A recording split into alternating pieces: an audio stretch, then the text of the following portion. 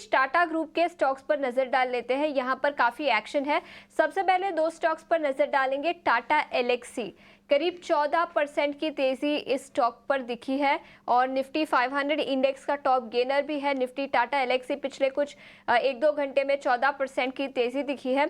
इसी के साथ holding company Tata investment corporation, सभी टाटा ग्रुप की जो लिस्टेड कंपनियां हैं उनकी होल्डिंग कंपनी है टाटा इन्वेस्टमेंट कॉरपोरेशन, और इस स्टॉक में भी करीब 17% की तेजी दिखी है। इस पर एक राय ले लेते हैं। टेक्निकल राय के लिए सोनी आपसे पूछना चाहूंगी, टाटा एलेक्सी और टाटा इन्वेस्टमेंट कॉरपोरेशन 14 से 17% की तेजी के बाद अब क्या राय बनेगी?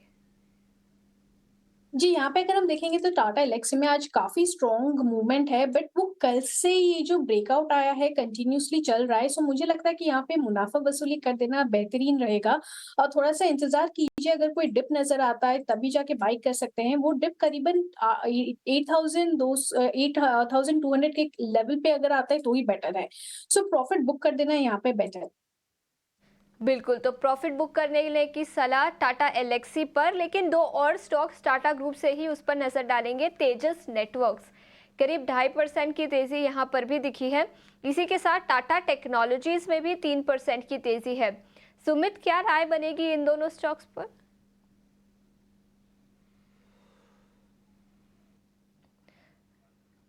सुमित, आप देखिए आपने म्यूट पर। जी, बिल्कुल आप देखिए तेजस नेटवर्क देखिए काफ़ी अच्छा वीकली अगर आप देखेंगे तो रिटर्न दिया हुआ था। स्टॉक उसके बाद थोड़ा-सा यहाँ पे प्रॉफिट बुकिंग ज़ोन में था, लेकिन अपना एक इम्पोर्टेंट लेवल जो था वो मेंटेन करके बैठा था। जो इसका 50 डे मूविंग एवरेज है, 1150 का जो लेवल था उसके नीचे क्लोजिंग नहीं दिया और स्टॉक ने वहीं से ही बाउंस किया है। लेकिन आप देखेंगे तो जो कैंडल बना था on 7th of August, stock अभी भी वही रेंज में ही ट्रेड हो रहा है और वही उसका एक इम्पोर्टेंट रेजिस्टेंस बना हुआ है। तो मैं यहाँ पे इसको वॉच लिस्ट में ऐड करूँगा।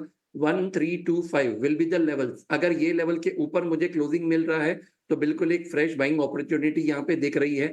अगर यहाँ पे मुझे 1325 के ऊपर एंट्री मिल रही है, तो मेरा स्टॉप लॉस जो मेंटेन होगा वो 1250 का होगा और जो प्रीवियस हाई रहेगा वो मेरा पहला टारगेट रहेगा जो करीबन 1500 है। अब दूसरा आपने डिस्कस किया था टाटा टेक। देखिए काफ़ी अच्छा एक स्टॉक ने बाउंस किया हुआ था। रिसेंटली जब लिस्ट हुआ था उसके बाद एक बेस फॉर्मेशन बनाया हुआ है स्टॉक ने। 980 जो लेवल था काफ़ी अच्छा यहाँ पे स्ट्रॉन्ग बेस बनाया हुआ है। तो आज के सेशन में ही स्टॉक 4% अप है, लेकिन अभी भी यहाँ पे किसी को फ्रेश पोजीशन बनानी है, आप बनाइए। स्टॉप लॉस यहाँ पे मेंटेन करेंगे 1030 का फॉर द टारगेट ऑफ 1250। ठीक, तो ये है राय टाटा के इन अहम स्टॉक्स पे। देखिए कि मारुति सुजुकी आज 2% ऊपर है और निफ्टी के टॉप गेनर्स में आज मारुति सुजुकी शामिल होता हुआ नजर आ रहा है।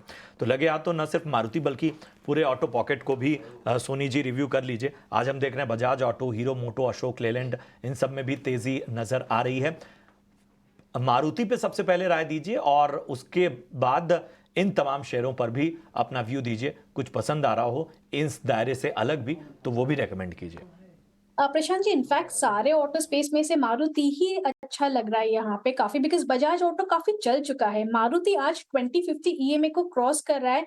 सो यहाँ पे एक पॉजिटिव आउटलुक बन रहा है। करीबन 12,800 और 13,000 ये टारगेट्स बन रहे हैं करंट लेवल से। आप बाय कर सकते हैं 12,200 स्टॉप लॉस के साथ। इसको होल्ड कीजिए, काफी स्ट्रॉन्ग बेहतरीन है। वॉल्यूम्स भी है इसमें, चार्ट्स भी अच्छा लग रहा है। अब बजाज ऑटो में थोड़ा सा मुनाफा वसूली कर देना बेहतर है यहाँ पे।